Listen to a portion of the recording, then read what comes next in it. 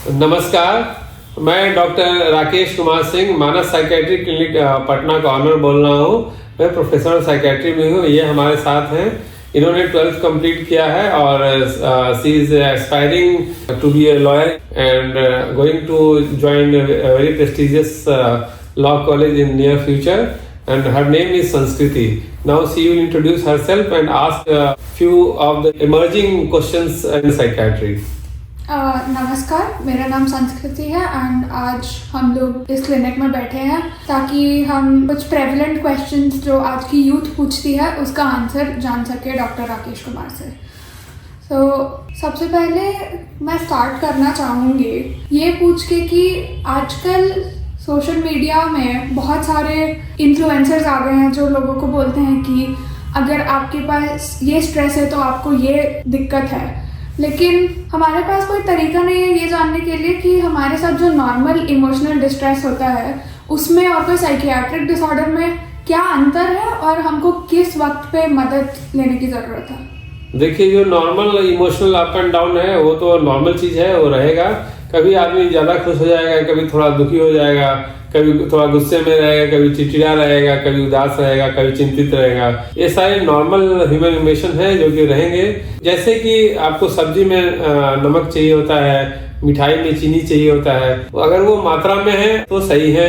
जैसे कि सब्जी में जरूरत से ज्यादा नमक हो जाए और मिठाई में जरूरत से ज्यादा चीनी हो जाए, दोनों चीज खराब हो जाता है। इसी तरह कोई भी इमोशन आदमी के जिंदगी में अगर ज्यादा हो जाए, जैसे कि थोड़ा बहुत कोई किसी से कोई दिक्कत हो गया, बकझक हो गया, तो थोड़ा गुस्से में, थोड़ा चिड़चिड़ा है, थोड़ा उदास है, तो नॉर्मल है। वो ऐसा फेज रहेगा 1-2 घंटे या मैक्सिमम 1 दिन 2 दिन रहे, फिर अपने आप धीरे चला जाता है या कोई लोग आके समझाता है वो चला जाता है।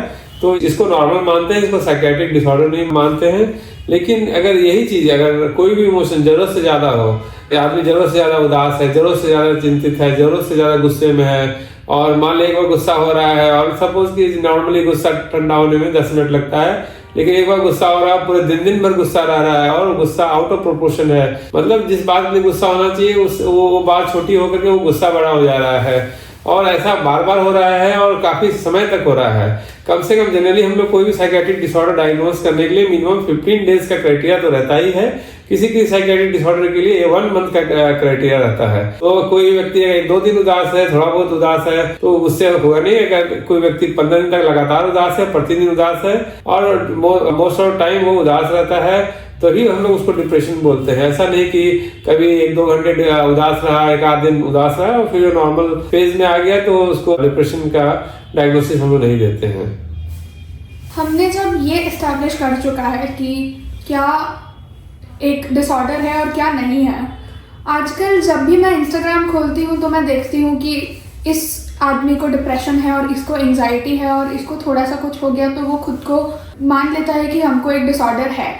बट आजकल का डायग्नोस्टिक क्राइटेरिया क्या है और वो क्या ओवर टाइम चेंज हुआ है, या फिर जस्ट बिकॉज आजकल अवेयरनेस बढ़ गई है इसी के लिए क्या लोग हेल्प ज़्यादा मांग रहे हैं, या फिर लोग हर छोटी चीज़ को एंग्जाइटी या डिप्रेशन मान के चल रहे हैं। एकदम आपकी बात से सहमत है, क्योंकि आजकल इंस्टाग्राम, चैट जीपीटी और आर्टिफिशियल इंटेलिजेंस और इस सब का जमाना है, तो लोग डे टू डे एक्टिविटी में होने वाली छोटी मोटी चीज़ों को चैट जीपीटी, जेमिनी और सब चीज़ें पूछते हैं। और कई बार चूंकि चैट जीपीटी, जेमिनी तो ये आपको इस तरह से एक्सप्लेन कर देते हैं जैसे कि आप डिप्रेशन में हैं। ऐसा नहीं होता है, कई बार आप सही में डिप्रेशन में नहीं रहते हैं। एक नॉर्मल इमोशनल अपील होता है या इमोशनल डिस्ट्रेस होता है जो कि शॉर्ट टाइम के लिए होता है और वो धीरे धीरे ठीक हो जाता है। वो आर्टिफिशियल इंटेलिजेंस वो समझ नहीं पाती है, उसके अंदर जो एल्गोरिथम सेट है उसके अकॉर्डिंगली के बाद आपको डायग्नोसिस बनाकर दे देती है। तो उसे घबराना नहीं है। अगर इस तरह का चैट जीपीटी, जेमिनी या कोई भी आर्टिफिशियल इंटेलिजेंस आपको डायग्नोसिस कुछ बना के दे रही है तो आप पहले तो घबराए नहीं, आप नियरेस्ट साइकियाट्रिस्ट के पास जाए, वो आपका एक बार ठीक से जांच करेगा, बातचीत करेंगे और उसके बाद वो किसी निष्कर्ष पे पहुंचेंगे हिस्ट्री और बातचीत करके कि आपको सही में डिप्रेशन, एंग्जाइटी या इस तरह का इशू है या ये एक नॉर्मल इमोशन का वेरिएशन है, थोड़ा बहुत ऊपर नीचे है, जो कि समय के साथ या थोड़ा बहुत काउंसलिंग के साथ और फैमिली और सोशल सपोर्ट से अपने आप ठीक हो जाएगा। तो ये ध्यान रखना है। तो डॉक्टर, आपके हिसाब से ऐसे कौन से डिसऑर्डर्स हैं जो आजकल कुछ ज़्यादा ही ओवर डायग्नोस हो रहे हैं और कौन से ऐसे डिसऑर्डर्स हैं जो इतने सारे अवेयरनेस के बाद भी मिस हो जा रहे हैं अडल्ट और चिल्ड्रन में? जैसे कि एक तो डायग्नोसिस आजकल यंग बच्चे जो हैं आते हैं कहते हैं सर हमको ADHD है, वो सीधा डायग्नोसिस के साथ आते हैं।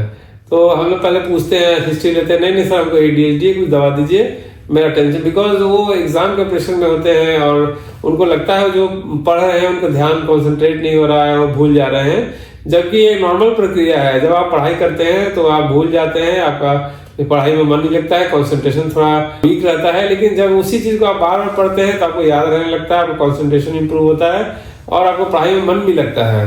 तो चूंकि वो साल भर पढ़े नहीं रहते हैं या बहुत लेट स्टार्ट करते हैं, तो ये सब प्रॉब्लम होती है, जिसकी वजह से स्टूडेंट पैनिक होकर के आकर के बोलते हैं कि मुझे ADHD, चूंकि वो कहीं गूगल से या ChatGPT से पूछ लेते हैं तो उनको सजेस्ट कर देते हैं ADHD या एडल्ट ADHD बता देते हैं, वो आ जाते हैं। तो थोड़ा ओवर डायग्नोसिस हो जाता है बिकॉज ऑफ इंटरनेट और गूगल की वजह से। और जो अंडर डायग्नोस है उसमें से OCD बहुत कॉमन है, पैरानॉइड स्किज़ोफ्रेनिया, ये सब बीमारी बहुत कॉमन है, पर्सनालिटी डिसऑर्डर काफी कॉमन है। ये सब बीमारी जो है अंडर डायग्नोस्ड रह जाती है। कई बार डिप्रेशन भी अंडर डायग्नोस्ड रह जाती है, लोगों को लगता है कि ये व्यक्ति बदमाशी कर रहा है, इसका नेचर है ऐसा, लेकिन ऐसा नहीं होता है, उसको बीमारी रहती है, उसकी वजह से उसका ऐसा व्यवहार रहता है। आजकल जब हम लोग देखते हैं कि किसी को डिप्रेशन है तो लोग समझते हैं कि वो पूरे समय उदास रहते हैं, उनसे कोई काम नहीं किया जाता है। बट कुछ लोग ऐसे भी होते हैं जो अपना सारा काम कर पाते हैं, वो सोसाइटी में अच्छे से फंक्शन करते हैं, बट उसके बाद भी उनके पास कुछ दिक्कतें होती हैं जो कॉमनली प्रेजेंट नहीं करती हैं। तो अगर किसी व्यक्ति को ऐसा लग रहा है कि उनके साथ कुछ इशू है बट वो सब कुछ नॉर्मली कर पा रहे हैं, तो वो आइडेंटिफाई कैसे करें कि वो हाई फंक्शनिंग डिप्रेशन में है या फिर उनको बस डे टू डे लाइफ में कुछ छोटी छोटी दिक्कतें हैं जो प्रेजेंट कर रही हैं। डिप्रेशन जो होता है प्राइमरली वो मूड का डिसऑर्डर होता है, मतलब उसमें उदासी जरूर होगा। तो अगर आपको काफी समय बीच में उदासी अंदर से महसूस होती है या चिड़चिड़ापन महसूस होता है, आप बहुत इंटेलिजेंट व्यक्ति हैं तो आप अपना काम किसी तरह निपटा ले रहे हैं, लेकिन आप उदास रहते हैं, अंदर से आपका मन दुखी रहता है, चिड़चिड़ा रहता है। एक और बहुत इंपॉर्टेंट चीज है कि आपको किसी ऐसी चीज में आपको मजा नहीं आएगा जिसमें कि आपको मजा आना चाहिए, जैसे किसी को फुटबॉल खेलने में, किसी को टीवी देखने में, किसी को बाहर जाके घूमने में मजा आता था, उन सब चीजों से वो भागने लगेगा कि नहीं नहीं जाओ यार तुम लोग जाओ, हम नहीं जाएंगे। इस तरह के बार बार आंसर मिलने लगे तो आपको अलर्ट हो जाना चाहिए, कहीं वो व्यक्ति डिप्रेशन में तो नहीं है। अगर बहुत बार बार नेगेटिव टॉक करे कि यार भविष्य में कुछ नहीं हो सकता, सब कुछ खराब है, हर समय नेगेटिव बातें करें, even if the person is doing his work, आपको अलर्ट हो जाना चाहिए।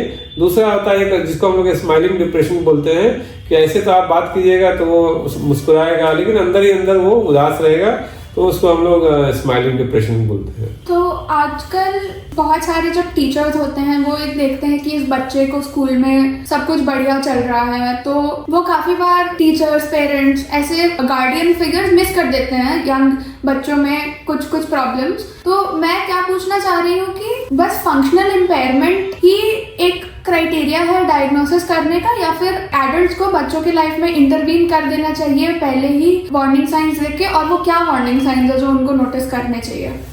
फंक्शनल इम्पेयरमेंट जैसे कि अगर कोई बच्चा पढ़ने वाला है तो उसको स्कॉलस्टिक का परफॉर्मेंस अगर खराब हो रहा है तो ऑब्वियसली वहां पर आपको अलर्ट हो जाना चाहिए। लेकिन और भी जो डायग्नोस्टिक क्राइटेरिया सिर्फ पढ़ाई लिखाई या जॉब को लेकर के जो कि फंक्शनल इम्पेयरमेंट में आता है, कि अगर कोई रिसेंट व्यवहार में परिवर्तन दिख रहा है, जैसे कि बच्चा कट के रह रहा है, लोगों से मिल नहीं रहा है, ज्यादा नेगेटिव टॉक कर रहा है, क्राइंग स्पेल्स बढ़ गया है, चिड़चिड़ापन बढ़ गया, इवन इफ बच्चा जो स्कूल अच्छे जा रहा है, मार्क्स भी किसी तरह ले आ रहा है, ज्यादा मार्क्स में गिरावट नहीं है, या कोई जॉब कर रहा है तो जॉब कर ले रहा है, छुट्टी नहीं ले रहा है, लेकिन उसका आप व्यवहार में परिवर्तन देखेंगे, वो और लोगों से कटा रहेगा, कम मुस्कुराएगा, चिड़चिड़ाएगा ज्यादा, छोटी छोटी बातों में गुस्सा करेगा। तो ये सब व्यवहारिक परिवर्तन आपको दिखने लगे, उसकी नींद में कमी हो जाएगी, भूख में कमी हो जाएगी, रुचि में कमी हो जाएगी।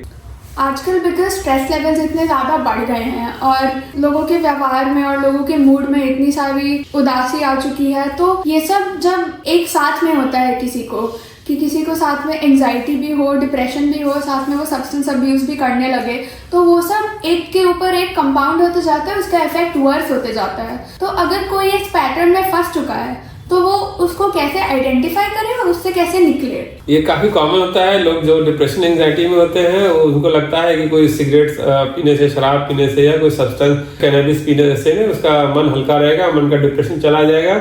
इस चक्कर में वो लेना शुरू करते हैं और उस सर्किल में जाके फंस जाते हैं और बाद में उनको वो जरूरी हो जाता है सिगरेट स्मोकिंग। वो 8-10 पैकेट तक सिगरेट पीने लगते हैं या शराब डेली पीने लगते हैं और फिर उसके बावजूद भी डिप्रेशन नहीं जाता है। तो ये काफी एक विशेष साइकिल है, इससे दूर रहना चाहिए। अगर आपको डिप्रेशन एंजाइटी है तो आप साइकियाट्रिस्ट से दिखाएं, दवा खाएं, न कि शराब से सिगरेट का सहारा लें। जब कोई इंसान साइकियाट्रिस्ट के पास जाता है, वो थेरेपी लेता है, वो दवाई लेता है, उसके बाद भी अगर उनके सिम्टम्स नहीं इम्प्रूव हो रहे हैं तो आप क्या करते हैं एज अ डॉक्टर जब आप देखते हैं कि ये पेशेंट को हमने ट्रीटमेंट पे डाला है बट फिर भी उनमें ज़्यादा इम्प्रूवमेंट नहीं आया है? तो इसके बाद जनरली हम लोग देखते हैं कोई मेडिसिन का डोज कम तो नहीं रह गया, मेडिसिन का डोज एडजस्ट करते हैं, साथ में काउंसलिंग भी कराते हैं, थेरेपी भी कराते हैं। इसके बाद लाइफस्टाइल मॉडिफिकेशन बहुत इंपॉर्टेंट है। बायोलॉजिकल साइकिल को नॉर्मल रखना है, समय पे सोना है, समय पे उठना है, ज़्यादा मोबाइल या रील्स ज़्यादा नहीं देखना है। उसके अलावा कम से कम 1 घंटा फिजिकल एक्सरसाइज, वो कुछ भी हो सकता है, योगा, वॉकिंग, रनिंग, कोई भी स्पोर्ट्स हो सकता है, आउटडोर गेम हो सकता है। इसके अलावा सोशल सर्किल उस व्यक्ति को बना के रखना चाहिए, लोगों से बातचीत करना चाहिए, लोगों के बीच में रहना चाहिए, ज़्यादा आइसोलेटेड अकेले नहीं रहना चाहिए। इससे जल्द से जल्द उसको ठीक होने में मदद मिलेगी।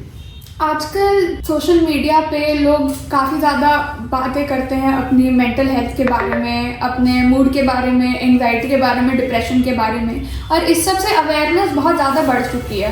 बट आजकल ऐसा हो चुका है कि नॉर्मल स्ट्रेस को, नॉर्मल हार्ट ब्रेक को या अपने रिलेशनशिप में कुछ आप रिएक्ट करते हैं तो उसको भी मेंटल इलनेस बोल दिया जाता है। तो इस ट्रेंड की वजह से साइकियाट्रिक डायग्नोसिस में क्या फ़र्क पड़ा है और इसके बेनिफिट्स क्या है और इसने क्या हार्म किया है इन द बिगर पिक्चर? ये पहले भी मैं बता चुका हूँ कि 1-2 दिन के साइकोलॉजिकल फ्लक्चुएशन को हम लोग साइकियाट्रिक इलनेस नहीं बोलते, वो नॉर्मल प्रक्रिया है।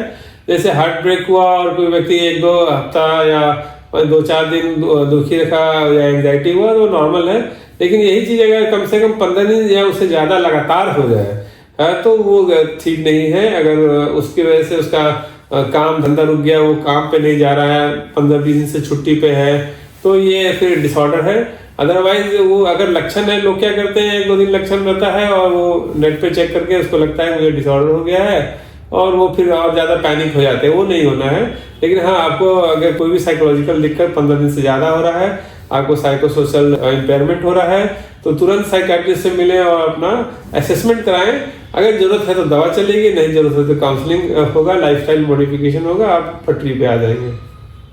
तो अब हमने बहुत सारी बात कर चुकी है कि हमको कब साइकियाट्रिस्ट का हेल्प लेने की ज़रूरत है, बट बहुत सारे बच्चों में और बहुत सारे यंग एडल्ट्स में ऐसा होता है कि उनके पास वो रिसोर्सेज नहीं होते हैं जिसमें वो जाके कोई साइकियाट्रिस्ट से बात कर पाएँ। तो ऐसे सिचुएशन में हमको क्या करना चाहिए?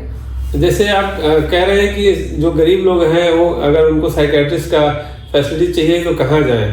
तो कोई भी नियर बाय जो मेडिकल कॉलेज होता है गवर्नमेंट का, वहाँ एक साइकियाट्रिक डिपार्टमेंट जरूर होता है। अगर आपको लगता है कि आप अफोर्ड नहीं कर सकते तो आप वहाँ जाएं और वहाँ जाके साइकियाट्रिस्ट से इलाज कराएं। हर मेडिकल कॉलेज में एक अलग से साइकियाट्रिक डिपार्टमेंट एनएमसी नॉर्म के हिसाब से रहना कंपलसरी है। और आज के डेट में इंडिया के हर जिला में एक ना एक मेडिकल कॉलेज जरूर है, कम से कम कई जिला में तो 8-8, 10-10 कॉलेज तक हैं। इसलिए जो भी मेडिकल कॉलेज आपके आसपास हो वहाँ के साइकियाट्रिक डिपार्टमेंट में जाएं।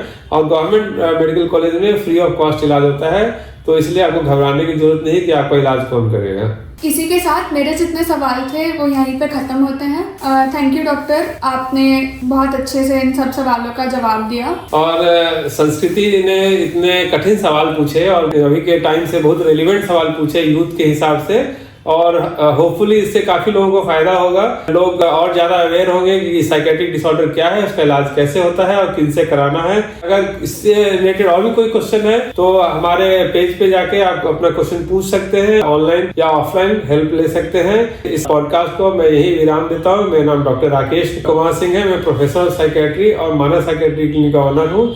मेरा हेल्पलाइन नंबर है 8252 744 236। नमस्कार।